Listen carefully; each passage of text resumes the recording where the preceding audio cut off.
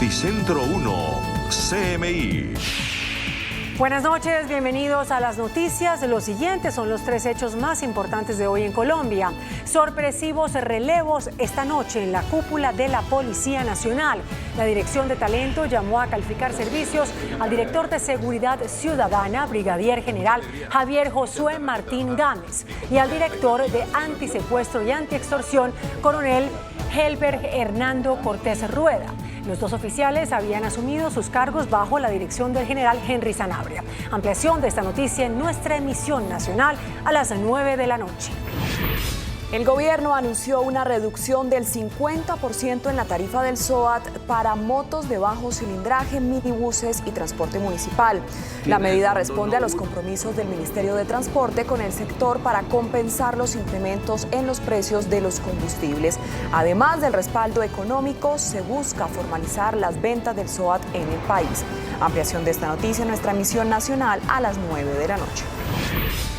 Las centrales obreras plantean una reforma pensional en la que se fortalezca Colpensiones. En un documento enviado al Ministerio de Trabajo, los sindicatos proponen afiliación obligatoria al sistema público para trabajadores que devengan hasta 4 salarios mínimos. También una renta básica de medio salario mínimo para los adultos mayores desprotegidos. Ampliación de esta noticia en nuestra emisión nacional a las 9 de la noche. Y las siguientes son las noticias más importantes del mundo hoy. Corte Suprema de Estados Unidos despeja el camino para que las declaraciones de impuestos de Trump se entreguen a comisión de la Cámara de Representantes. Texas militarizará la frontera con México para evitar el paso de migrantes indocumentados. OCDE advierte que la economía mundial se frenará el año entrante. Aumenta número de muertos y desaparecidos por el terremoto en Indonesia. Con Margarita Ortega y Luisa Tobo. La Corte Suprema de Estados Unidos le propinó una dura derrota al expresidente Donald Trump al dar luz verde para que sus declaraciones de impuestos sean entregadas a la Comisión de la Cámara de Representantes que lo investiga. La Corte Suprema de Estados Unidos dio luz verde a la entrega de las declaraciones de impuestos de Donald Trump a un comité del Congreso, rechazando los argumentos del exmandatario republicano que había dicho que la solicitud del panel liderado por los demócratas tenía motivaciones políticas. Los jueces negaron la solicitud de emergencia de Trump del 31 de octubre para no entregar sus declaraciones de impuestos federales a la Comisión de Medios y Arbitrios de la Cámara, después de que el panel se la solicitara al Servicio Interno de Impuestos. La medida del tribunal representa una gran pérdida para Trump, quien ha buscado proteger estos documentos por años y que ahora enfrenta múltiples investigaciones. El partido de Jair Bolsonaro pide hoy anular votos por supuestos errores que dieron triunfo a Lula en Brasil. Alegan un mal funcionamiento de 5 modelos de urnas, supuestamente demostrando que un informe técnico realizado por el Instituto Voto Legal, contratado por el bolsonarismo, así lo demuestra. Esto podría afectar el 60% de los votos de la segunda vuelta. Estados Unidos enfrenta a huelga de trabajadores ferroviarios, pilotos y auxiliares de vuelo.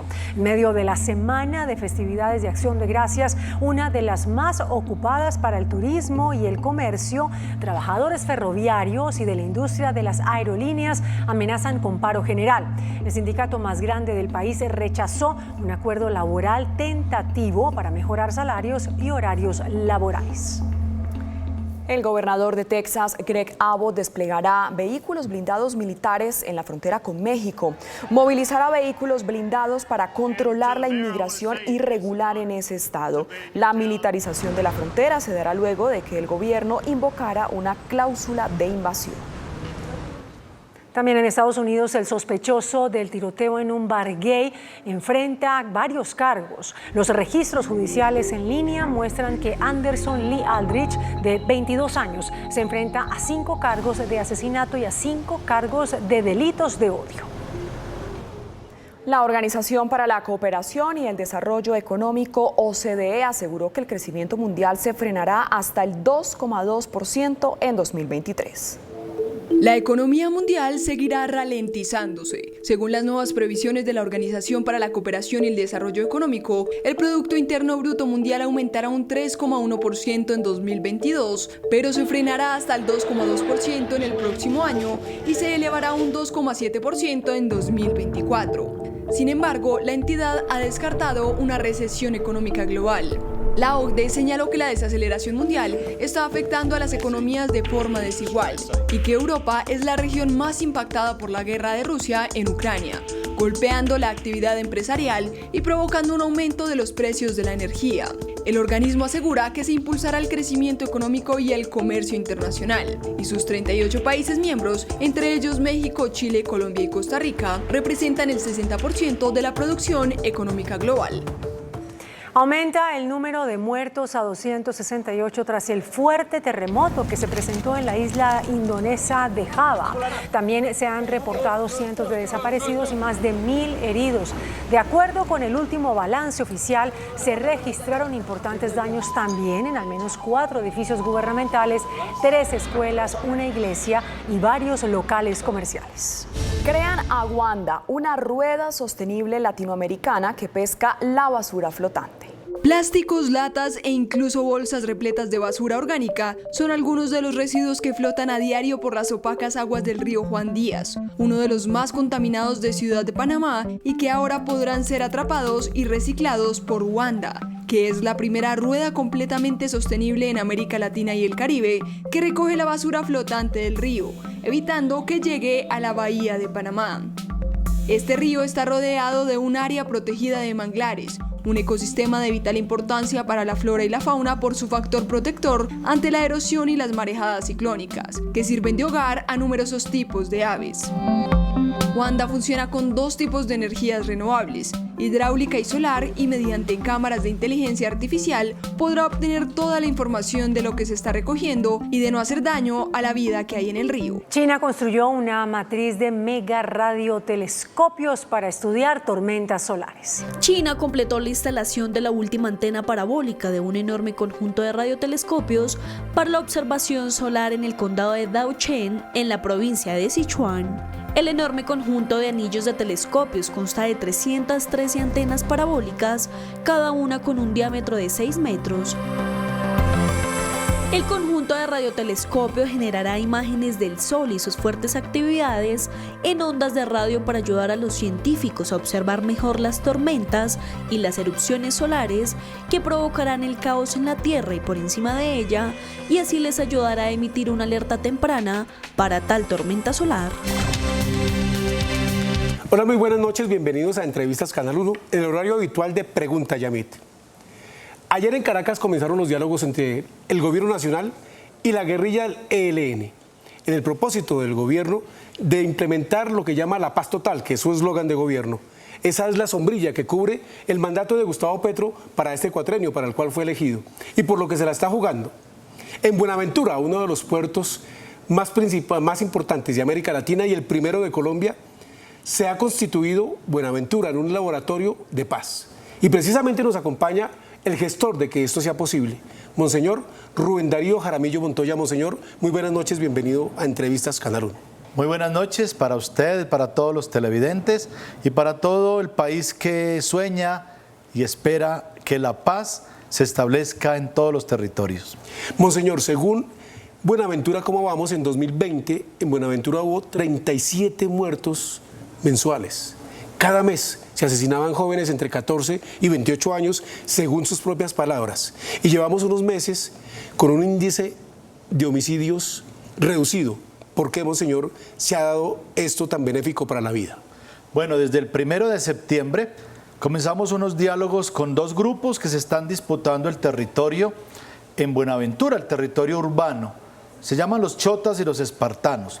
Esa lucha por el territorio generaba ese tipo de delitos como los homicidios, las fronteras invisibles, desapariciones, extorsiones, confinamientos de las comunidades. Y todo esto, digamos, llegamos a un momento en el cual ellos entendieron que este marco de la paz total también podría ser para ellos. Y apostándole como a un gesto de buena voluntad, decidieron desde el 1 de septiembre parar la guerra entre ellos. Y parar la guerra entre ellos implicó que llevemos 2 meses y medio con un solo homicidio y mes y medio con 0 homicidios en el distrito de Buenaventura, una de las ciudades más violentas de este país y del mundo. ¿Qué significa parar la guerra entre unas bandas que qué son, monseñor? Bueno, son bandas delincuenciales que están al margen de la ley, que no tienen un ideario político, no son grupos que están combatiendo contra el Estado colombiano, sino que son grupos que están buscando dinero, están buscando prestigio, tienen muchas armas.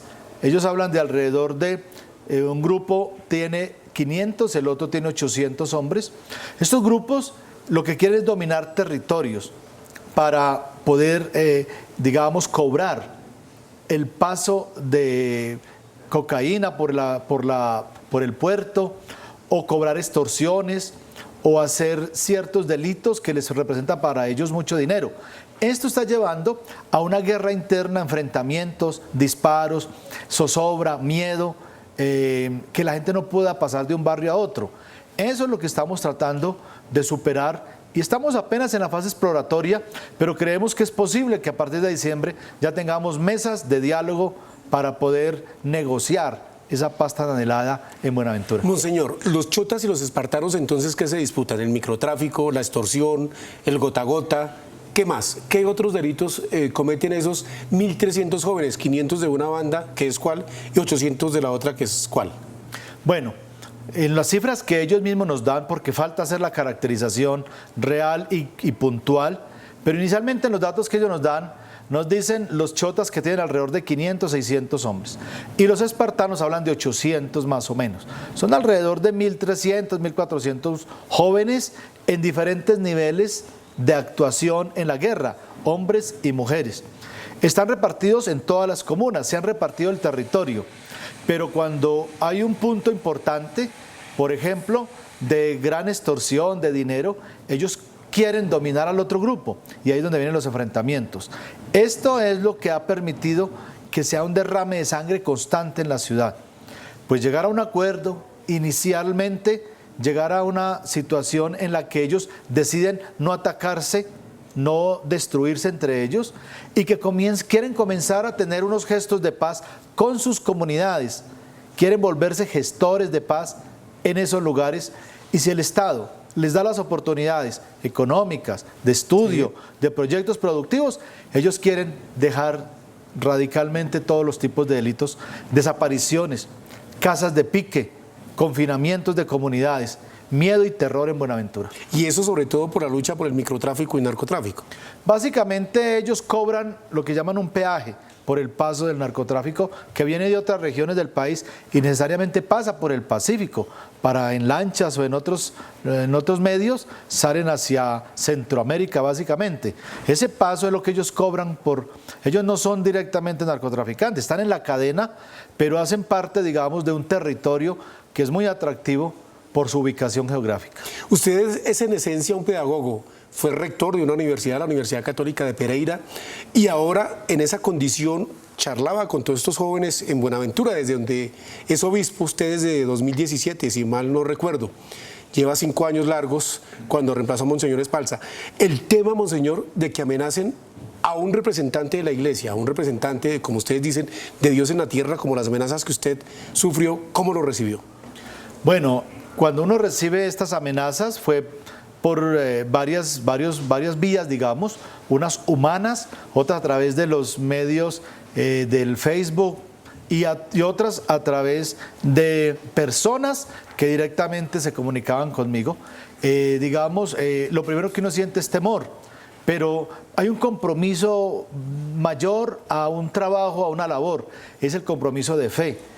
Nosotros somos como unos pastores que cuidamos unas ovejas. Si el pastor sale corriendo cuando lo amenazan, las ovejas quedan sin quien las guíe, sin quien les dé una palabra y una esperanza. Entonces mi misión era estar ahí. Al Estado colombiano también me ha brindado la seguridad a través de la Unidad Nacional de Protección y de la policía, carro blindado. Es un mal necesario, pero era importante para poder seguir en el territorio. ¿Y cómo entender que quien predica la palabra de Dios sea amenazado de muerte? Lo que pasa es que cuando uno toca ciertas fibras y cuando uno denuncia ciertas realidades, a algunos no les incomoda eso. Y es mejor quitarlo, es mejor que se vaya, es mejor que desaparezca, a que siga dañándoles el negocio, porque afecta a muchas personas grandes e importantes que se lucran de la criminalidad. ¿Y sus denuncias qué negocio estaban dañando? ¿Y a quién les estaba dañando el negocio? Pues seguramente el tema de la corrupción, que en eso hemos sido implacables. La corrupción en el Pacífico tiene grados muy altos, en todos los niveles. El tema de las casas de pique, denunciar las casas de pique. Al obispo anterior, Monseñor Héctor Epalza, implicó que lo tuvieran que sacar rápido en un helicóptero porque le iban a poner unas bombas. Y también nosotros hemos continuado con estas denuncias de todos los atropellos que se hacen en las comunidades. Esto afecta, digamos, todo un sistema que se establece en estos lugares de criminalidad. Hay una imbricación, Monseñor, hay una conexidad entre la dirigencia política y estas organizaciones criminales. Bueno, digamos que no podemos comprobar que eso está existiendo, pero cuando hay tanto delito y hay tanta fuerza pública, hay tanta autoridad supuestamente, pero no hay Estado. O sea, el Estado no llega a los esteros, a los barrios más pobres. Ahí no hay presencia del Estado real que esté brindándole seguridad. Por eso vivimos con miedo y con zozobra. Hay mucha presencia de la fuerza pública, pero no le asegura a la gente que no la extorsionen. La extorsión está muy disparada, los robos, el miedo y las balaceras entre los barrios eran constantes. Esto es lo que hemos parado desde el mes de septiembre y no han vuelto a ver ni balaceras, ni hemos tenido conocimiento de desapariciones, ni de casas de pique y de homicidios. Han parado a cero en una ciudad tan violenta. Y ese hagámonos pasito, ¿cómo entenderlo? Digamos que este es un preámbulo, estamos en una fase exploratoria pensando en la paz total que el Estado colombiano y el gobierno acaba de sancionar. Hay esperanzas de que eso los cobije, primero, con un marco jurídico, para que levanten, por ejemplo, todo lo que son órdenes de captura, para poder negociar. Que también las penas ya las puedan pagar, digamos, trabajando en sus barrios, donde antes hicieron tanto daño. Estos jóvenes que hacen parte de estos grupos puedan ahora trabajar mejorando el ambiente, limpiando las canchas, en el tema ecológico, en el tema educativo, como experiencia. Yo creo que la paz se construye precisamente con los enemigos, con los que han hecho tanto mal, porque esa es la reconciliación que necesita este país. Monseñor, esos jóvenes que nutren, que están enfilados en esas bandas de multicrimen, como las llama el presidente Gustavo Petro, los chotas y los espartanos, son jóvenes ¿de qué edades y qué condición social? Son jóvenes que han sido violentados. Se sabe que una persona que ha sido violentada luego se vuelve una persona que violenta a otros de muchas maneras, porque han sido personas que no han tenido oportunidades. Son muchachos que no han podido ingresar al sistema educativo. Son muchachos que vienen de familias disfuncionales, o sea, solamente se han levantado con la abuela o con una tía, que no han tenido una vivienda digna, que no hay agua potable, que no tienen acceso a recursos suficientes, no hay empleo. Entonces estos muchachos terminan cooptados por estos grupos que les brindan algo de dinero, un arma, solamente tienen que, por ejemplo, ser informantes, le dan un radio o un celular y entran en la cadena y van subiendo, de acuerdo a sus crímenes, van elevando su nivel y sus ingresos. Para ellos se vuelve como su atractivo. Cuando se pone el dinero como objetivo en su vida, ya no respetan, como decimos, viven sin Dios y sin ley. Pero si se pudieran ofrecer estas oportunidades, seguramente estos muchachos no quieren estar en esa situación. Precisamente de las oportunidades, Monseñor Rubén Darío Jaramillo Montoya, obispo de Buenaventura, vamos a charlar después de comerciales. Volveremos en unos minutos. Regresamos con nuestro invitado de hoy, el obispo de Buenaventura, sacerdote desde hace 30 años, desde 1992 fue su ordenación. Sí, en Pereira me ordené digamos, en este año 92. Se estaban cumpliendo 500 años del descubrimiento de América y por eso el obispo de Pereira de ese entonces, el cardenal Darío Castellón Hoyos, quiso ordenar 5 sacerdotes.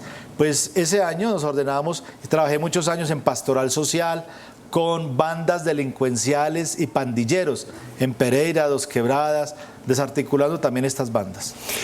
Su vida sacerdotal la ocupó casi siempre en Pereira y en Risaralda. Y desde 2017 decíamos está en Buenaventura.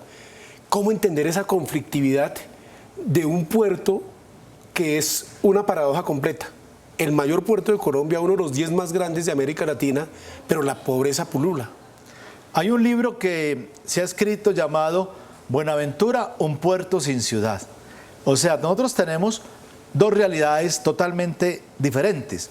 Hay un muro que separa. Hacia adentro de ese muro hay un puerto que desarrolla mucha economía del país. Se mueven, digamos, todos los productos que ingresan desde el Asia y de Sudamérica. Pero por otro lado, después del muro, está una ciudad de 400.000 habitantes que tienen unas contradicciones muy grandes porque viven en grados de pobreza muy altos. Hay falta de agua potable. No se entiende cómo en este siglo XXI todavía hayan ciudades que están rodeadas de agua. Llueve todos los días, la ciudad más lluviosa del mundo. Tenemos 9 grandes ríos, 225 quebradas y nacimientos. Tenemos agua por debajo, por encima, por toda parte, menos en las llaves de la casa, en las canillas de las casas. O sea, no se entiende por qué no podemos tener agua potable en una ciudad en este siglo. Lo mismo, la educación es muy deficiente, el sistema de salud, las vías. Digamos, estamos en una contradicción absoluta y eso es lo que lleva como a originar todos los demás problemas que vienen posteriormente. Cuando usted habla de ese muro, monseñor, se refiere a la parte insular, porque Buenaventura tiene una parte insular que es la isla Cascajal, pues unida con la continental, que es en la insular está el puerto y en la otra están los residentes, que en su mayoría en condiciones paupérrimas. Es un muro que se levanta muy alto, que tiene concertina, alambres de púas y que hacia adentro están los puertos o los terminales portuarios, sí, y hacia afuera está el resto de la ciudad que se está destruyendo a sí misma. Por eso era tan importante hacer este pacto entre estos grupos, ayudar para que ellos entendieran que su agresión estaba siendo no solo la agresión de 2 grupos, sino de toda una ciudad que estaba terminando de afectarse porque las balas los afectan a todos. No podíamos dormir. Incluidas las familias de esos jóvenes. Incluye los primeros que sufren son ellos mismos. Ahora ellos mismos, los mismos muchachos dicen, ahora estamos durmiendo mejor, comiendo mejor, están saliendo de sus casi guaridas, en esos lugares donde ellos se escondían con armas largas para salir a hacer ataques al otro grupo y volver.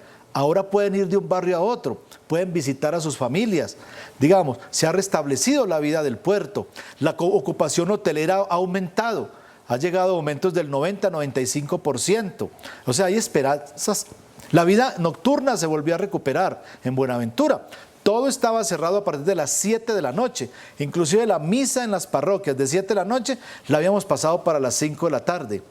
O sea, todo había afectado la vida completa de una ciudad que estaba presa por las balas y desde septiembre eso se ha roto y podemos ya decir, vivimos otro clima. Claro, estamos muy afectados, sí, por el robo y la extorsión y sabemos, pero eso es parte de la mesa de negociación que vamos a establecer. Monseñor, como los chotas y los espartanos, esas 2 bandas multicrimen que operan en Buenaventura y que están en este pacto de hagámonos pasito, esta tregua entre los dos, hay muchas más en cada una de las ciudades de Colombia. El gobierno ha caracterizado cerca de 23 con las que va a hablar sobre un sometimiento a la justicia. ¿Qué puede hacer Buenaventura para que esto se logre ampliar a todo el territorio nacional y se consolide aquello de la paz total? Mire, al principio de diciembre, Gerardo, vamos a tener el 5, 6 y 7, un evento de talla grande, nacional e internacional. Se va a llamar Buenaventura, Potencia Mundial en Cultura de Paz. Desde la Oficina del Alto Comisionado, sí, para la Paz se está liderando hacer de Buenaventura el gran laboratorio para todas las demás ciudades. Vamos a tener 3 días donde se van a llegar más de 4.000 personas que tienen experiencias de paz urbana, de cultura de paz. Vamos a llevarlos a Buenaventura para que vayan a los barrios y le cuente a los muchachos, a la gente, a los niños qué han hecho y cómo podemos resolver pacíficamente los inevitables conflictos que tiene toda comunidad.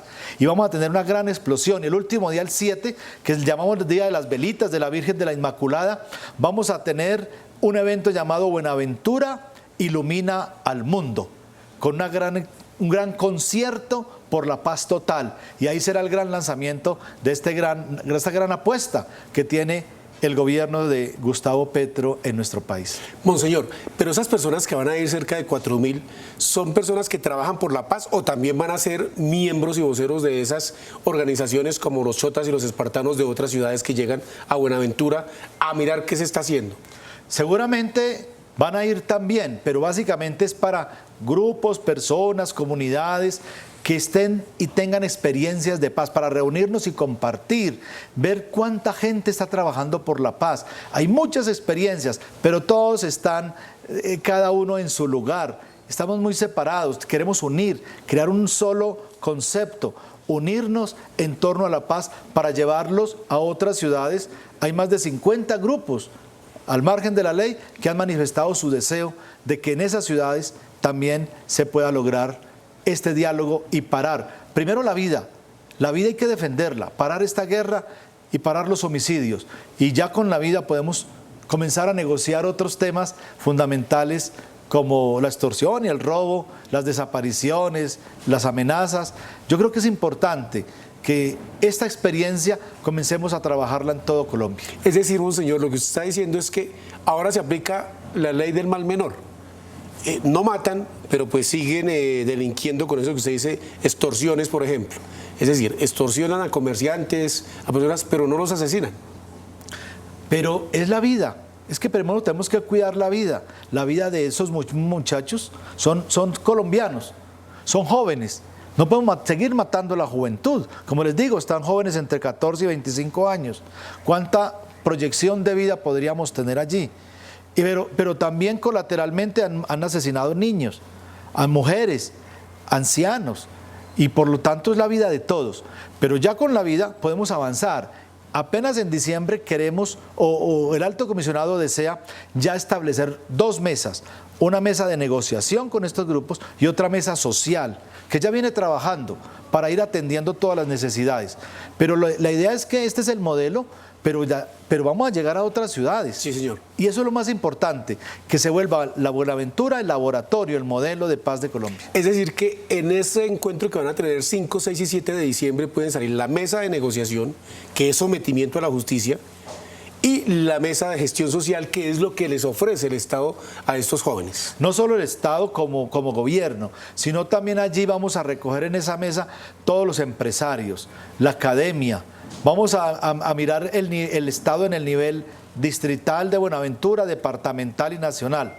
Pero allí también queremos sentar a todas las entidades sociales que trabajan con la comunidad, experiencias de paz, para que cobijemos entre todos un proceso que hay que cuidarlo, porque lo que el gran proyecto se llama paz total, o sea, o todos nos metemos en esta gran apuesta, porque no se puede negociar con unos y no con otros. Por eso la paz con el ELN, con las autodefensas gaitanistas de Colombia, con las disidencias, con todos los grupos, es importante que vaya a la par, porque la paz no puede ser con uno solo, sino entre todos. El objetivo es desarticular toda manifestación de violencia y sobre todo preservar la vida humana, como usted lo manifiesta, monseñor, pero el Estado está en condiciones de garantizar lo que promete, de darles oportunidades a estos jóvenes, los chotas, los espartanos, y replicarlo así en todo el territorio nacional con cerca de esos 50 grupos que usted manifiesta, hablando solo de una arista de lo que significa un conflicto tan complejo como el colombiano.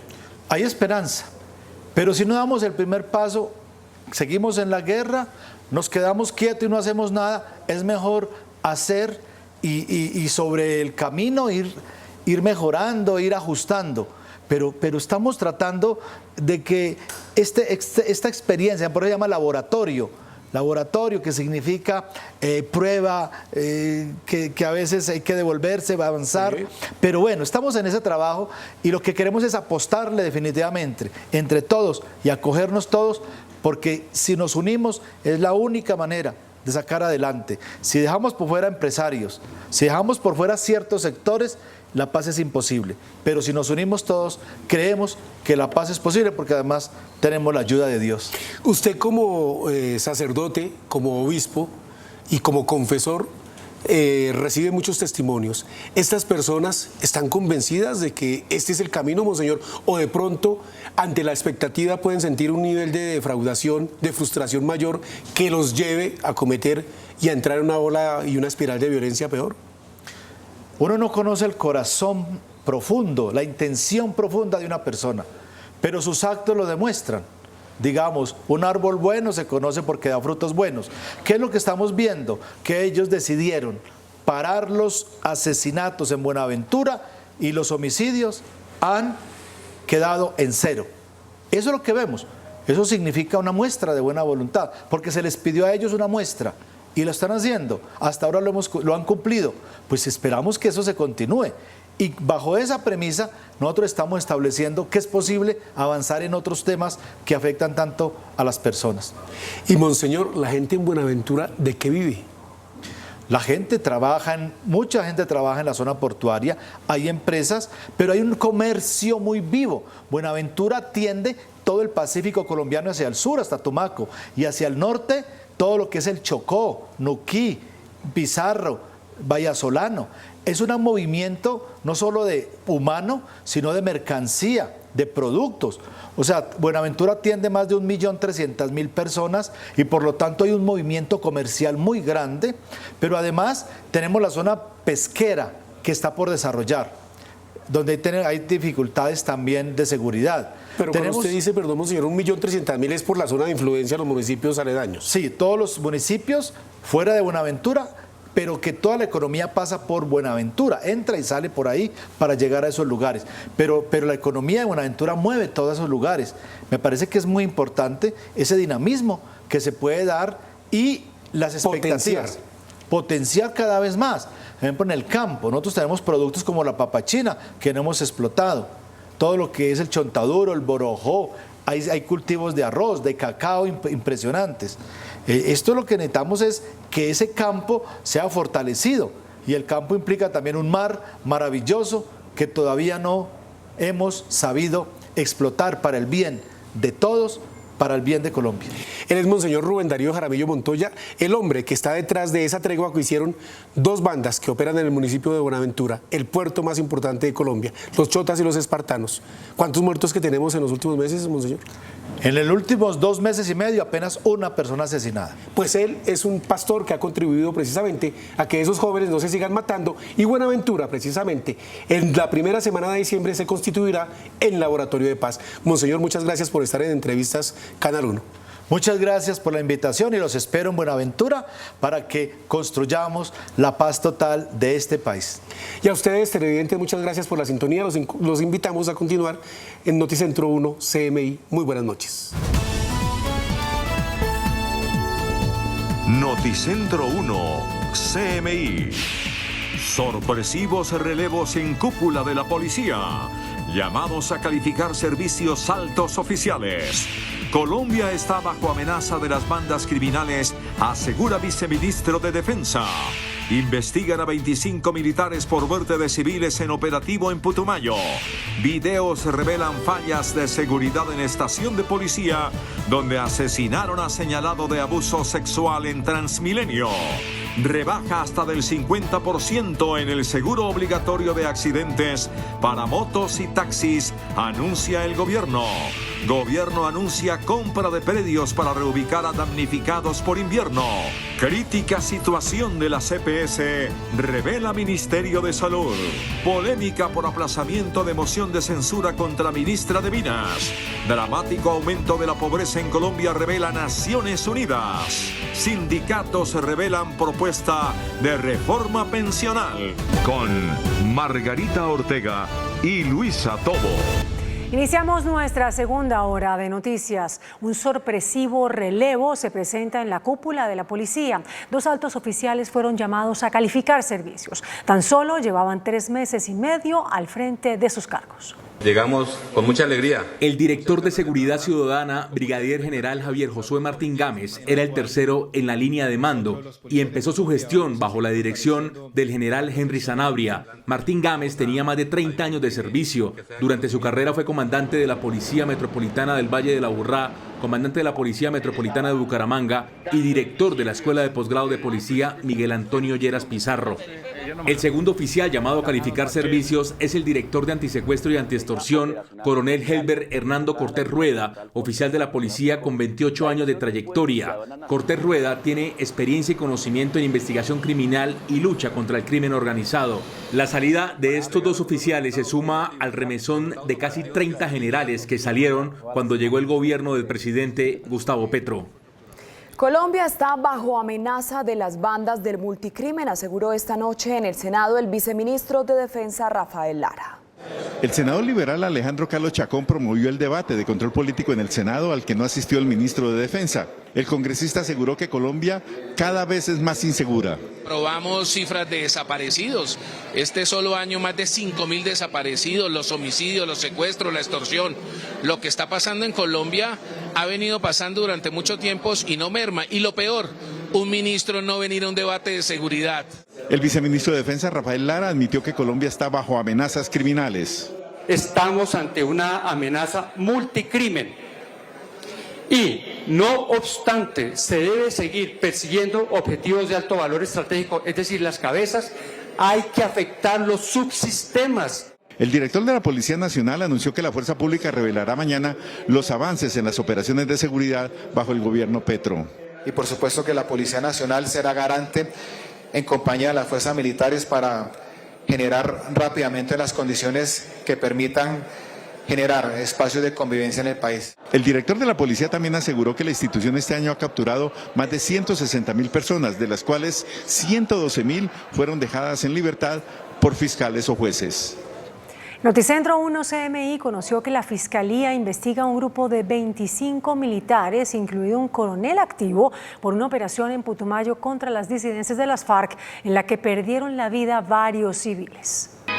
El operativo militar en Puerto Leguízamo, Putumayo, registrado este año, en el que las fuerzas militares buscaban dar de baja a un cabecilla de las disidencias, es indagado por la Fiscalía, dado que no solo murieron disidentes, sino civiles.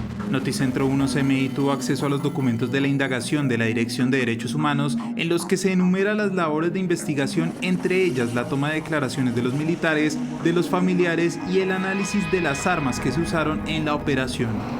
En el expediente de la Fiscalía queda registrado que son 25 militares de quienes se pidió información como parte de la indagación, incluido un coronel activo del Ejército. Entre los cargos hay uniformados que participaron directamente en la operación y otros que supervisaron e informaron sobre los resultados de la misma. En el expediente queda registro que la Fiscalía se llevó más de 14 armas empleadas en dicha operación.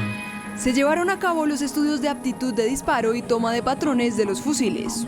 En el informe forense, la Fiscalía señala que tras revisar los fusiles, se le pidió al Ejército mantener la custodia de los mismos.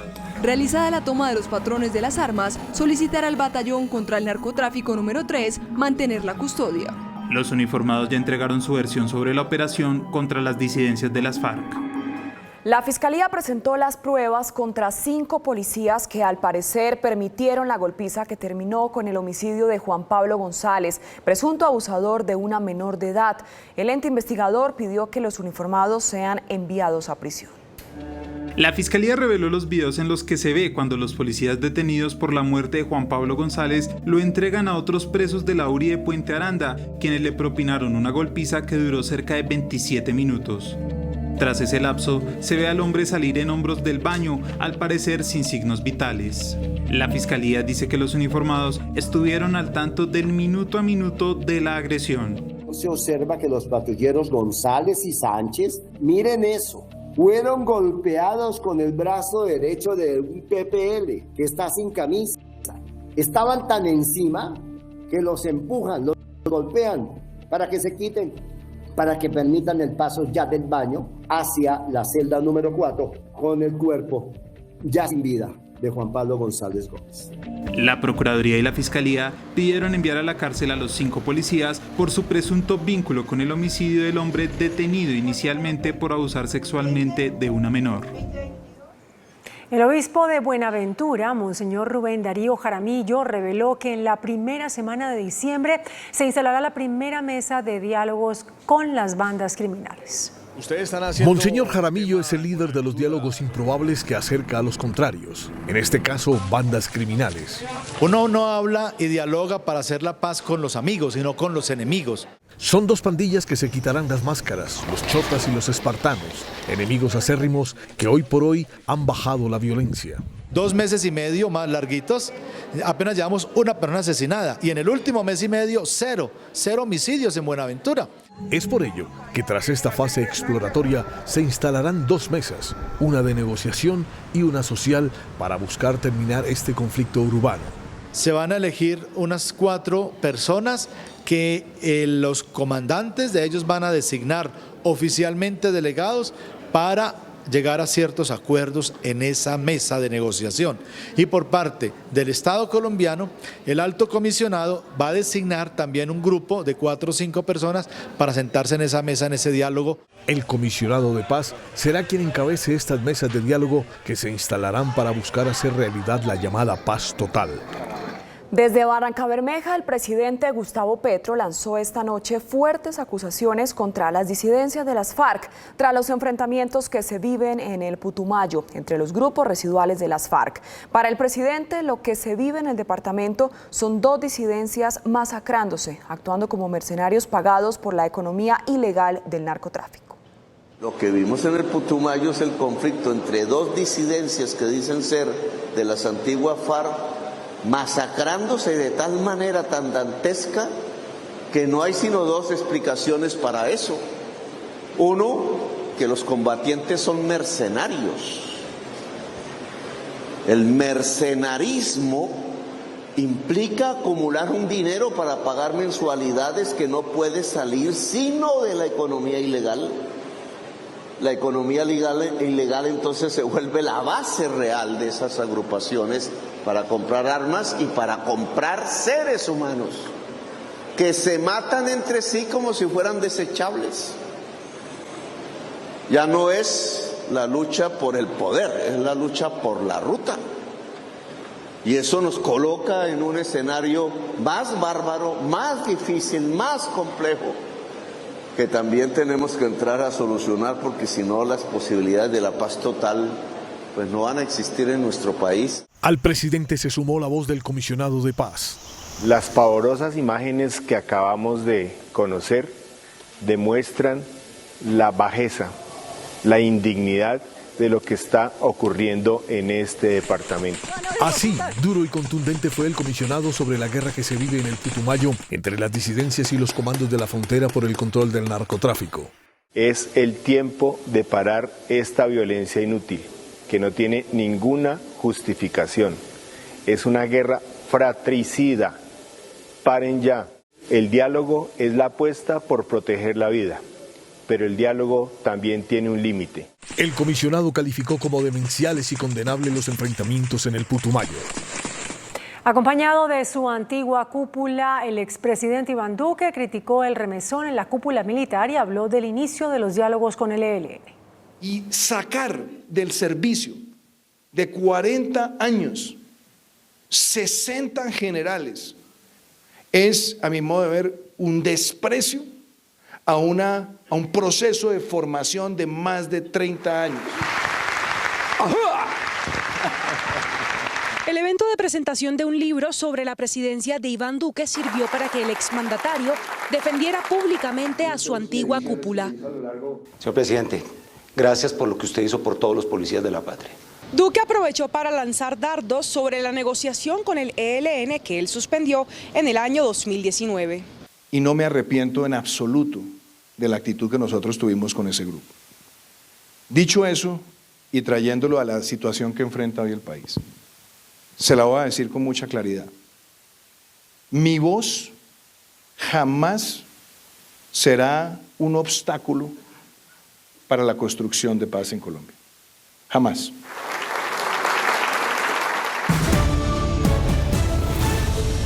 ministro de Transporte, Guillermo Reyes, anunció una reducción de hasta el 50% en las tarifas del seguro obligatorio de accidentes para motos, taxis y minibuses. La disminución en las tarifas del seguro obligatorio de accidentes de tránsito tendrá una reducción del 50%, cumpliendo a los compromisos y a las mesas de trabajo entre el gobierno y los sectores moteros y de transporte público en el país. Precisamente la medida aplica a motos de bajo cilindraje, minibuses y transporte de buses intermunicipales. El gobierno les da una mano en el sentido de reconocer que el 80% de los motociclistas pertenecen a esa masa de trabajadores que dependen de su motocicleta. Y con esto se les está diciendo una ayuda muy importante. No solo no se incrementó la tarifa para 2023, sino que se redujo a un 50%. El funcionario en horas de la tarde explicó que más que un alivio a los usuarios, también se busca la formalización del sector. Entre más bajáramos las tarifas por el alto costo del SOAT, más colombianos usuarios de motocicletas, de taxis y de los demás vehículos vamos a lograr es nuestro objetivo, que paguen el SOAT. No podemos tener ningún vehículo ni motocicleta en las calles sin el SOAT. Sin embargo, los llamados moteros anunciaron que mantendrán la protesta al señalar que las medidas no son suficientes. El ministro de Transporte esta misma noche reaccionó en la plenaria del Senado al manifestar que no es justo. Sin ninguna justificación, porque los han engañado en el pasado, se les olvida que este es el gobierno del cambio, donde lo que prometemos lo cumplimos. La medida de descuento regirá a partir de 2023. El gremio de transportadores de carga denuncia que lleva más de 1 año y medio siendo víctima de ataques y extorsión en las vías de norte de Santander, principalmente en la zona de Catatumbo. Así está la vía en el kilómetro 94 que comunica Ocaña con Cúcuta. El paso se mantiene en un solo carril tras el ataque contra 5 camiones de carga. La presidenta de Colfecar denuncia que 2 grupos armados son los que están extorsionando a los empresarios, principalmente del sector minero. En el norte de Santander hay 2 grupos armados, como le llaman GAOs, que pues obviamente están haciendo una fuerte presión, violencia, extorsión, intimidación, y obviamente esto tiene a todo nuestro sector bastante preocupado. Este tema no viene de algo reciente, esto viene desde hace muchísimo tiempo. Desgraciadamente esa zona se ha vuelto un corredor para temas de droga y pues obviamente eso genera más tensión en el área. Para el director de la ONG Progresar, Wilfredo Cañizares, los responsables del ataque son las disidencias del Frente 33 de la FARC, lideradas por John Mechas. El Frente 33 de la FARC había enviado a los comercializadores de carbón una carta conminándolos a pactar montos económicos para poder transitar las vías del departamento. Tras un consejo de seguridad, el gobernador de Norte de Santander le insiste a los grupos armados que se sumen a la voluntad de paz del gobierno nacional. Es necesario seguir construyendo la paz en Norte de Santander. Creemos en la paz total del gobierno nacional y hacemos un llamado a los grupos que hacen presencia en Norte de Santander para que le apuesten a la paz que el gobierno del presidente Petro le ha propuesto. El sector camionero estima las pérdidas en más de 6.000 millones de pesos tras la quema de 5 camiones. Desplazamiento de más de 250 familias en el Alto, Bajo y Medio Mira, en la frontera con Ecuador, por enfrentamientos entre las disidencias y la Segunda Marquetalia, denunció el obispo de Tumaco, Monseñor Orlando Olave. La lucha por los corredores estratégicos para controlar la droga desplazan a la población, denuncia la iglesia. Los últimos días hemos tenido una situación muy difícil, sobre todo en el Alto, Bajo y Medio Mira. Ha habido unas confrontaciones que han, como siempre, provocado el desplazamiento de familias, de comunidades nuestras. La iglesia hizo un llamado a los grupos armados a desescalar el conflicto, a sacar a los niños de la guerra y respetar a la población civil. Más allá de los diálogos que se inician, yo creo que sí el gobierno tiene que empezar a hacer signos también en territorio, ¿no? Esos signos de esas transformaciones, esa paz total exige pues una transformación total. La población civil pide que haya caminos de reconciliación para poner en el centro la vida. El gobierno podría acudir a la expropiación por vía administrativa con el propósito de adquirir predios para reubicar a las familias que perdieron sus viviendas por el invierno, anunció hoy el director de la Unidad de Gestión del Riesgo, Javier Pava.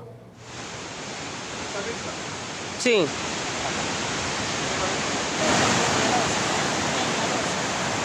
Esta es la que...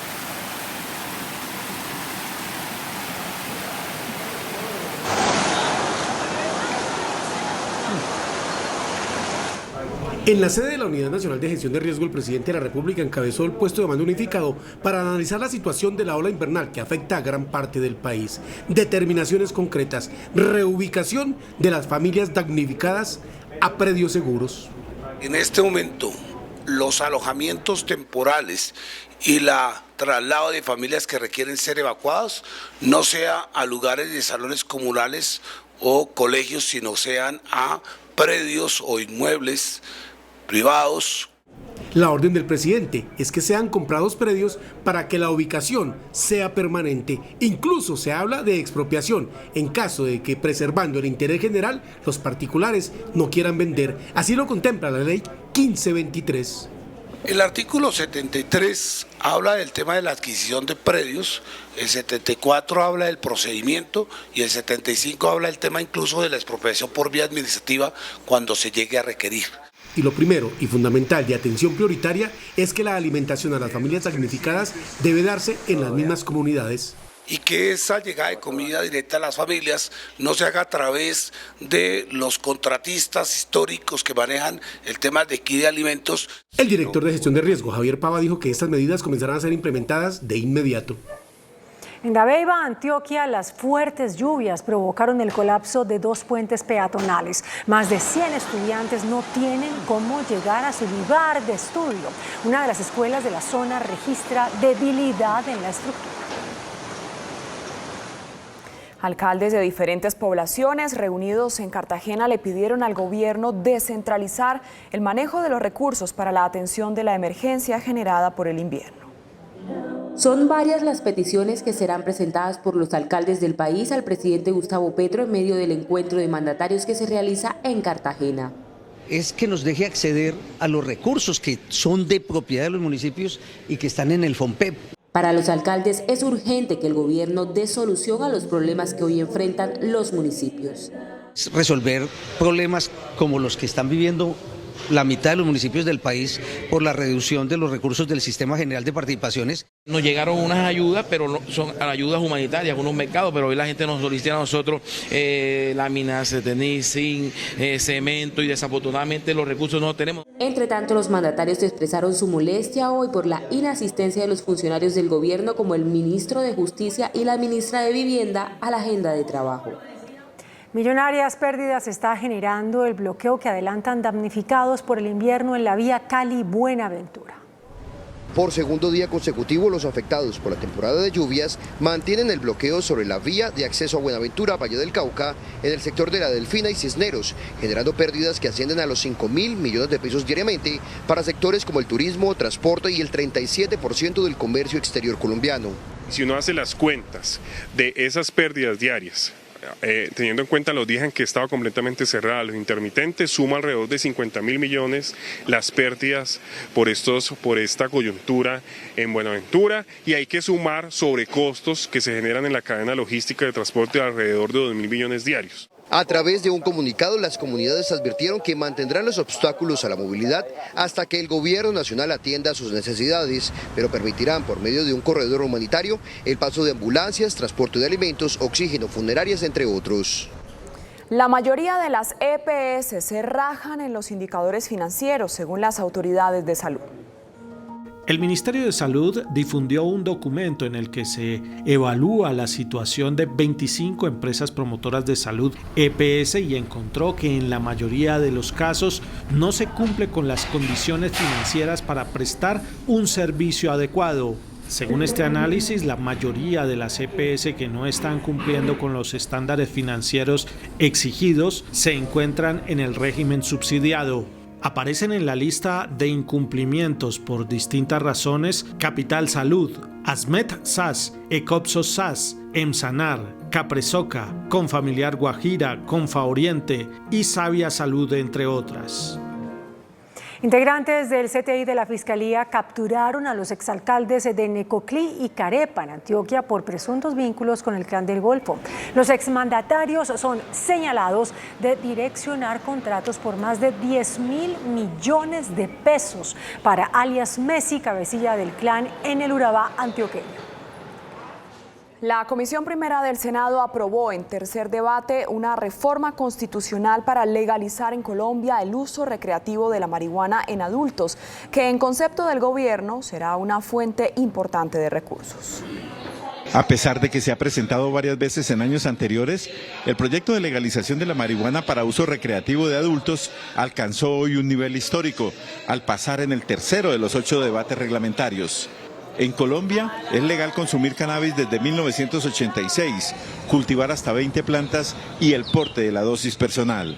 Lo que hoy es ilegal en Colombia es vender y comprar cannabis de manera legal, y eso es lo que estamos haciendo a través de este acto legislativo, creando un mercado en el que no se penalice o se criminalice la compra y venta de cannabis de manera legal a través de un licenciamiento. El proyecto pasa para un cuarto debate en la plenaria del Senado antes del 16 de diciembre y requiere de una segunda vuelta entre marzo y junio del año entrante. Hasta que tengamos, como bien dice Juan Carlos, una regularización aprobada, una modificación de la Constitución que permita, por supuesto, avanzar en esta materia.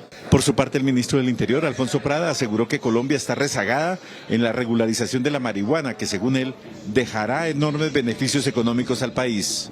Y va a ser con absoluta seguridad una de las fuentes de ingreso más importantes para el pueblo colombiano, para los campesinos y naturalmente para el erario público, porque de ahí seguramente vamos a tener la posibilidad de tener nuevos y frescos recursos para la inversión social.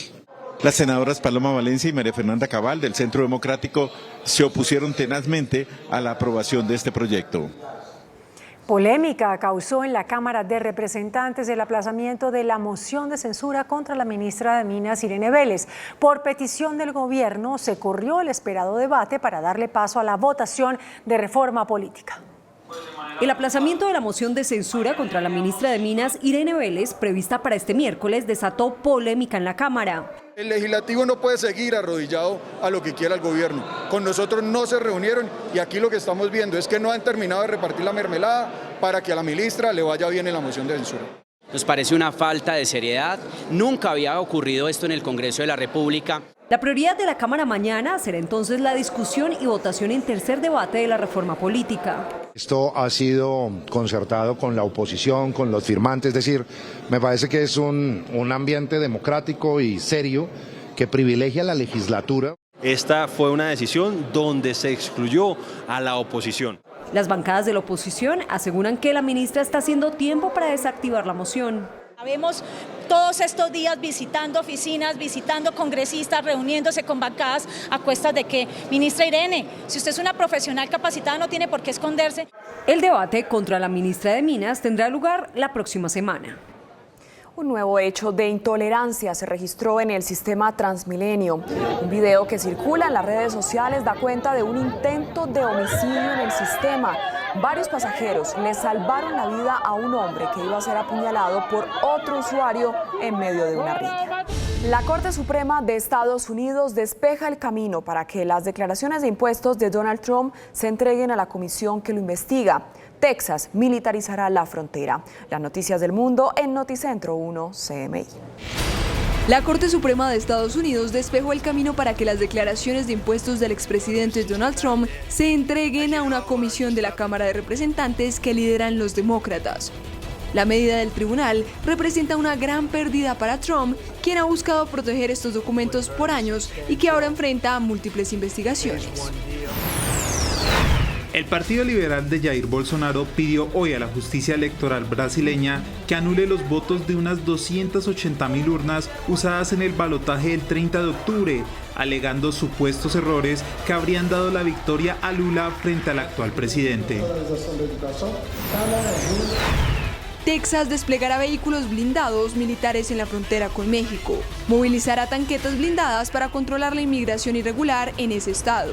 Las autoridades intentan hacer el control ante el aumento de arrestos en la frontera y luego de que el gobernador de Texas invocara una cláusula de invasión. La Organización para la Cooperación y el Desarrollo Económico OCDE prevé un crecimiento superior al 8% en Colombia para 2022. El jefe de la cartera de Finanzas Públicas respondió al informe revelado por la Organización para la Cooperación y el Desarrollo de la Economía, el cual prevé un crecimiento para 2022 de 8,1%. Sin embargo, ratifica un periodo de desaceleración en 2023, donde el crecimiento para Colombia será de apenas 1,2%.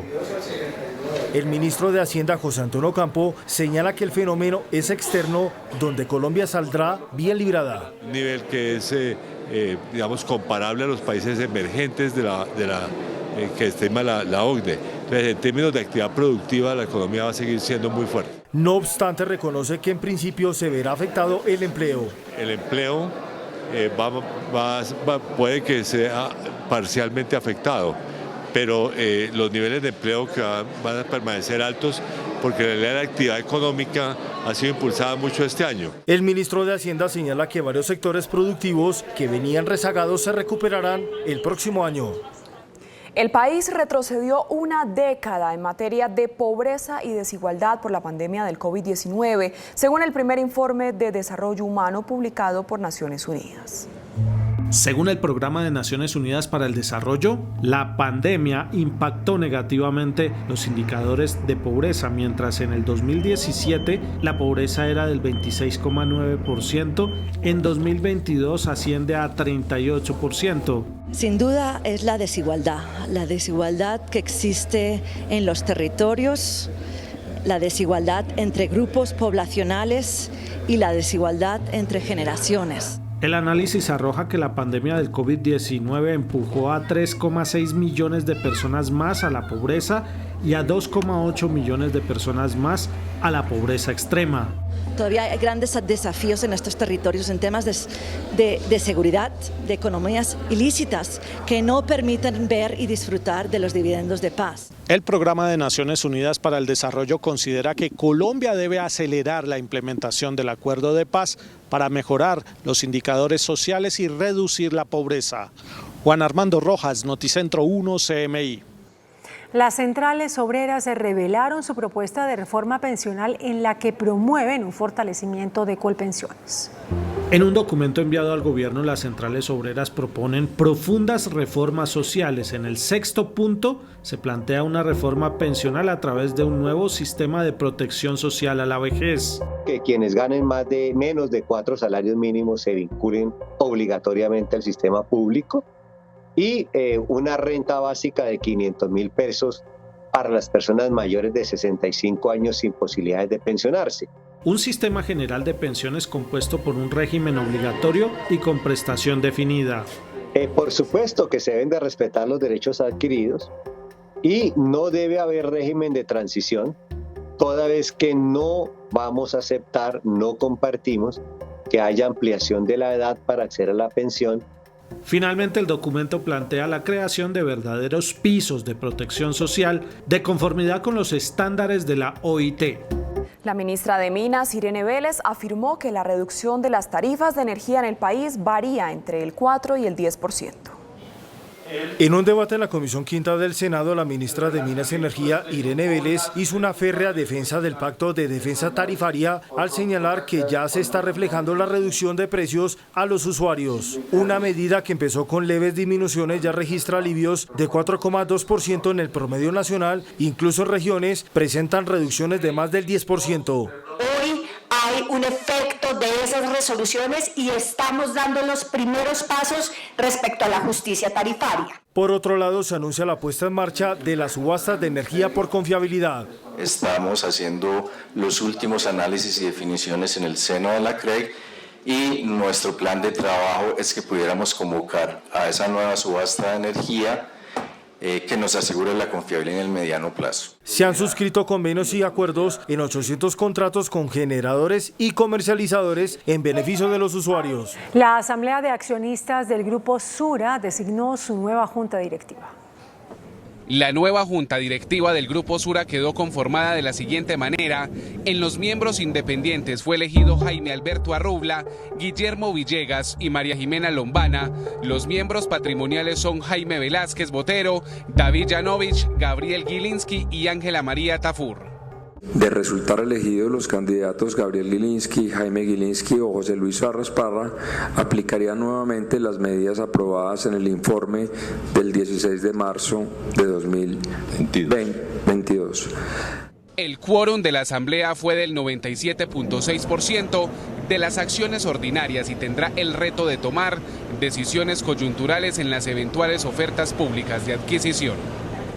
Los bancos, las empresas prestadoras de servicios o vendedores de bienes no podrán realizar cobros telefónicos en horas no laborales ni en los domingos o festivos. Esto según un proyecto de ley aprobado en penúltimo debate en el Senado.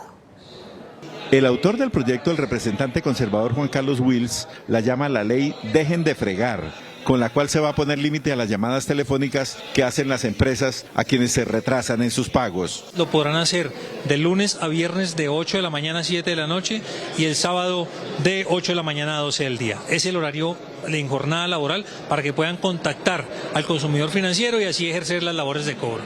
Además serán puestas en cintura las empresas para que no envíen mensajes no deseados por los usuarios. Está bien que tengan derecho a cobrar, pero también los consumidores tienen derecho a su intimidad y a su buen nombre. Le ponemos, por fin, unas talanqueras para que esos cobros puedan hacerse en horas adecuadas y en días adecuados. La Superintendencia de Industria y Comercio deberá abrir un registro donde los ciudadanos se puedan inscribir para no autorizar que les lleguen mensajes no solicitados por ellos. El índice de capitalización de la bolsa, que mide el comportamiento de las 20 principales acciones, cerró al alza. El índice selectivo MSCI Colcap de la Bolsa de Valores de Colombia subió 1,97% a 1.255 puntos. La acción de la empresa de telecomunicaciones de Bogotá fue la que más subió, con una valorización de 11,71% a 124 pesos. La acción preferencial de Corfi Colombiana fue la que más bajó, con una pérdida de 3,48% a 13.030 pesos. La acción más negociada de la jornada fue la de Ecopetrol, al movilizar más de 22.000 millones de pesos, con una variación positiva de 5,04% a 2.502 pesos. El dólar cerró a la baja. Indicadores económicos en Noticentro 1 CMI. La tasa representativa del mercado que regirá para mañana miércoles será de 4.914 pesos con 34 centavos. Los profesionales del cambio compran la divisa en promedio en 4.840 pesos y la venden en 4.900 pesos. Un euro cuesta 5.056 pesos. La libra de café en Nueva York se cotizó a $1.61. El azúcar se transó en 19,75 centavos de dólar la libra. El barril de petróleo WTI se cotizó en $81,10. La referencia Brent para Colombia se cotizó en $88,34. Una acción de Ecopetrol cuesta 2.502 pesos.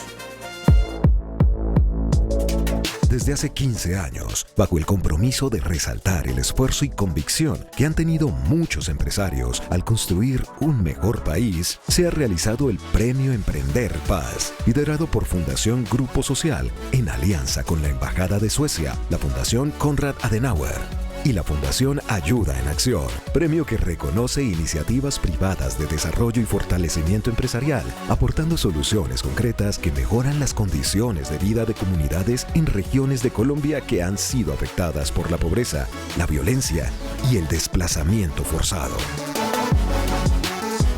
Luego de recorrer varias regiones del país, el Premio Emprender Paz entregó los galardones a los 4 ganadores de las 12 organizaciones finalistas de este año. Impactan en los departamentos de Cesar, Caquetá, Cauca, Antioquia, Nariño, Cundinamarca, Putumayo, Chocó y Meta. Todas dan cuenta del esfuerzo y compromiso del sector empresarial por aportar a un mejor país.